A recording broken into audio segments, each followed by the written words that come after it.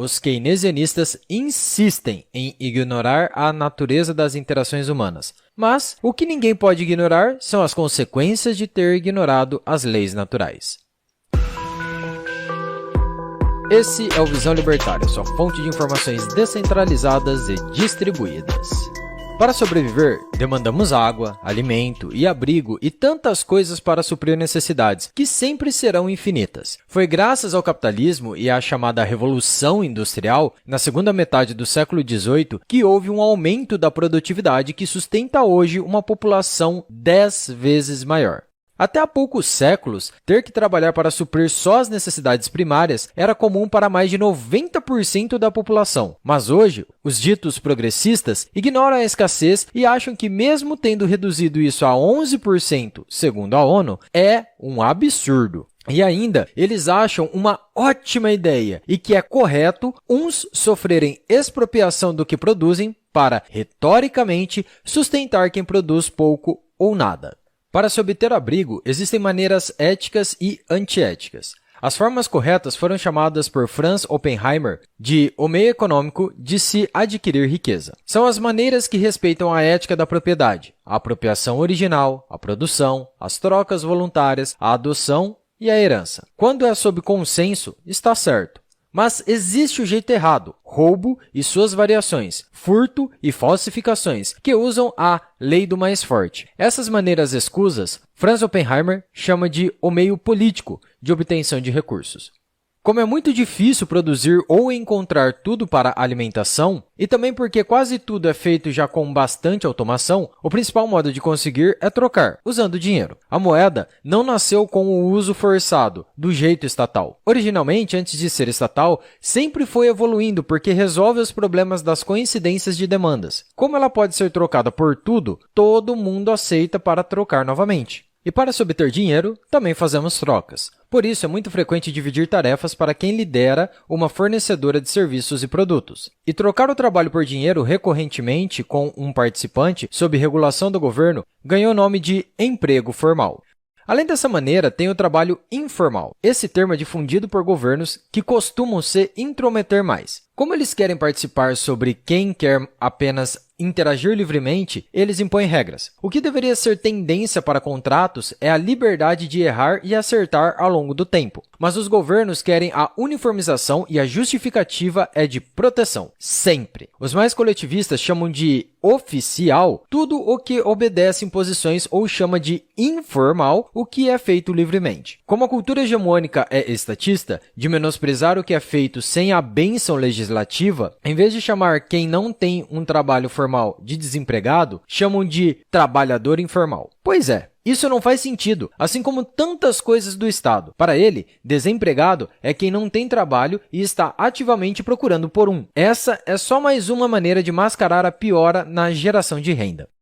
Generalizando de outra forma, no sistema de divisão de trabalho, para tentar suprir o necessário de modo sustentável, é fundamental agir de forma ética, gerando valor para a outra parte. Assim, cada um usa o que trocou para ter o que precisa, inclusive para melhorar a oferta do que tem. A gente não saiu da idade da pedra porque acabaram as pedras, mas porque aprendemos a combinar os recursos, as pedras, de forma inovadora, aprendendo a associar ao tempo as necessidades e o que produzimos, para então planejar ter sempre mais do que consumimos no curto prazo, para consumir num prazo maior. Quem não está conseguindo gerar valor para outras pessoas, que está sem fonte de renda, é que realmente pode ser considerado desempregado. Mas o que aumenta o desemprego?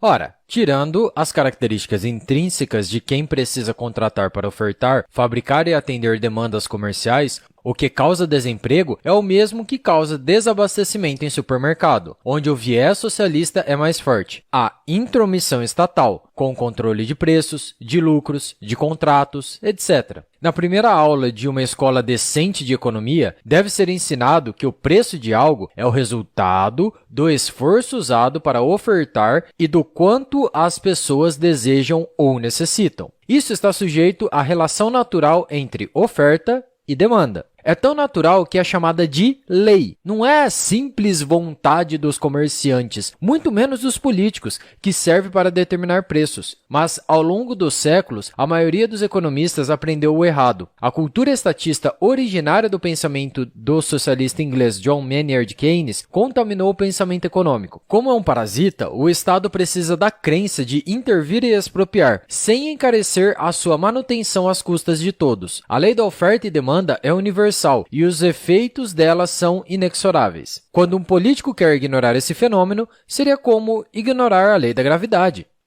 O preço de algo, apesar de ser só um número, deve sintetizar todos os custos, desde os insumos primários, as etapas de toda a cadeia de produção e também o quanto as pessoas valorizam. Além disso, deve considerar os produtos concorrentes. Assim, se pode decidir também a quantidade, se deve ser modificado ou até mesmo extinto. O preço deve vir da combinação do esforço gasto para disponibilizar com o quanto as pessoas desejam. Nunca é um fator só. Não adianta estipular um preço porque alguém gosta ou não gosta. Não dá para pôr uma mesa à venda alegando que tem tudo de bom e do melhor, acreditando que haverá aceitação. Se ninguém perceber utilidade maior do que tudo o que está relacionado ao comprar, ninguém compra. A todo momento, quem compra quer pagar menos e quem vende quer cobrar mais. Quem escolhe o que vai comprar pondera inúmeros critérios, inclusive emocionais.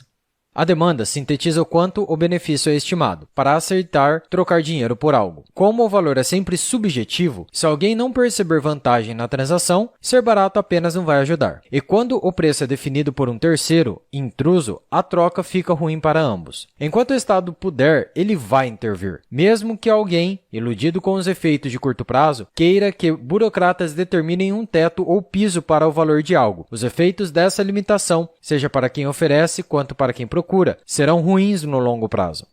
Sempre que são determinados limites, a oferta tende a cair. Como a política ignora a intrincada cadeia de necessidades e se baseia na arrogância de planejador central para dizer o que é justo ou injusto, ele desincentiva os participantes da cadeia econômica atingindo até os primeiros estágios. Assim, todo mundo desiste de comercializar. Limitar preços impacta o lucro, por isso as transações passam a ser inviáveis, e sem lucro não há como progredir.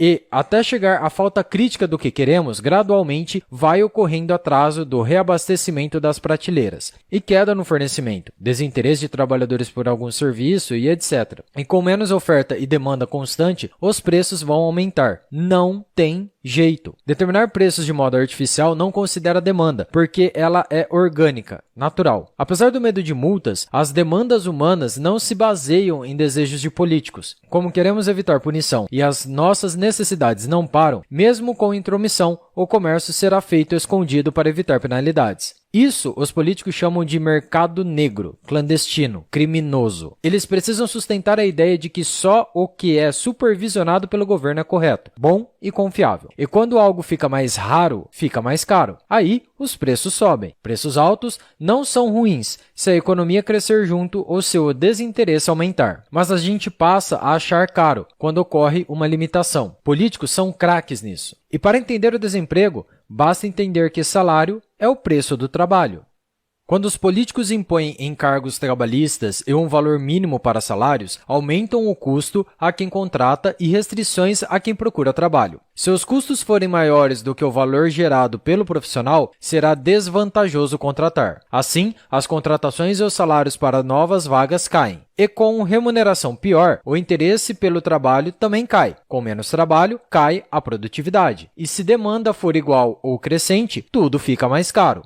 Os custos que as legislações implicam pioram o resultado para quem está buscando trabalho. E como todos precisam trabalhar para sobreviver, quando as opções são ruins, aceitamos remuneração pior. Quem aceita trabalhar por um valor mais baixo é porque não teve opção melhor no momento. Ao proibir contratação de empregados por valores abaixo de um nível, o Estado está limitando as oportunidades das pessoas. Ao dificultar ou proibir alguém de ter um emprego por conta de uma regra para salários, o governo piora a vida. Mesmo recebendo um valor baixo, ele pode servir para alguém se desenvolver, seja na mesma ou em outra empresa. Cada pessoa sabe o quanto vale a pena se interessar ou não por uma função. A quem alega que os empresários sempre iriam pagar o mínimo, perguntamos: como muitas pessoas recebem mais que o mínimo permitido e há salários variados e bem mais altos? Simples, porque o que define salários é a subjetividade do valor, para o contratado e para o empregador. É a lei da oferta e demanda. A única forma do Estado colaborar com a geração de empregos é deixar de atrapalhar. Quem cria empregos são as empresas, para realizar o que pretendem. Quando o Estado dificulta a abertura de empresas, faz reduzir a demanda por novos funcionários. E quando alguém desiste de abrir um negócio, será mais um na oferta de pessoas procurando trabalho. E, de novo, com o aumento da oferta e redução da demanda, a remuneração, o preço do serviço tende a cair. E trabalho é mercadoria? Bom, pessoas não são, mas o trabalho tem preço sim. Sem o Estado, mais gente teria a própria empresa. Assim, haveria mais demanda por pessoas. Sempre que o déficit de vagas profissionais cai, aumenta o poder de barganha dos trabalhadores. Sempre que há mais trabalho sendo demandado, há mais chances de aumentar o valor. Afinal, quando há salário sendo pago, ele pode ser melhorado. Não dá para multiplicar um salário que for inexistente. Zero. A piora do desemprego não é causada por falta de demanda de pessoas. Nem se a inteligência artificial evoluísse para robôs ultra versáteis, isso não extinguiria a demanda. No máximo, poderia ser um fator de redução do salário. O que reduz a empregabilidade é a interferência estatal. O mundo está longe de ser perfeito e sempre haverá necessidade de trabalho porque há infinitos problemas para serem resolvidos. Talvez se a evolução tecnológica proporcionar uma melhoria tão grande na produção a ponto de iniciar uma era econômica de custo marginal zero, em que tudo seria tão barato para não justificar mais as necessidades de trabalho humano, mesmo assim não chegaria a tudo porque o ser humano precisará sempre melhorar, inclusive os robôs, seja do meio físico ou os algoritmos. Recentemente, nos Estados Unidos, houve um alto abandono de trabalho e alta dificuldade de empresas para contratar. Os auxílios financeiros do governo influenciaram muito a escolher o mais fácil. E com produtividade menor e volume de moeda circulante maior, o reequilíbrio é o preço de tudo ficar pior. Todos esses problemas foram, são e serão resultado de interferência estatal. Como pensava Friedrich Hayek, o Estado nunca deveria ter um fim em si mesmo. Deve ser totalmente impedido de instrumentalizar a vida e o patrimônio individual e de agir contra a liberdade. Mesmo que a retórica de um político seja atraente, o resultado sempre será ruim. Ao interferir alegando que defende melhores condições de trabalho, impor direitos trabalhistas gera perda de poder de negociação. E os tais direitos são custos que recaem sempre sobre a parte mais fraca, piorando a vida de quem eles dizem defender. Obrigado pela sua audiência. Esse artigo foi sugerido e escrito por Deixa Dilson, revisado por Stanley Calderelli e narrado por Coreia com K. Se você gostou desse vídeo, clique no ícone de curtir abaixo e compartilhe o vídeo em sua rede social. Se você deseja ser notificado de outros vídeos, clique em se inscrever e depois no ícone da campainha. Até a próxima!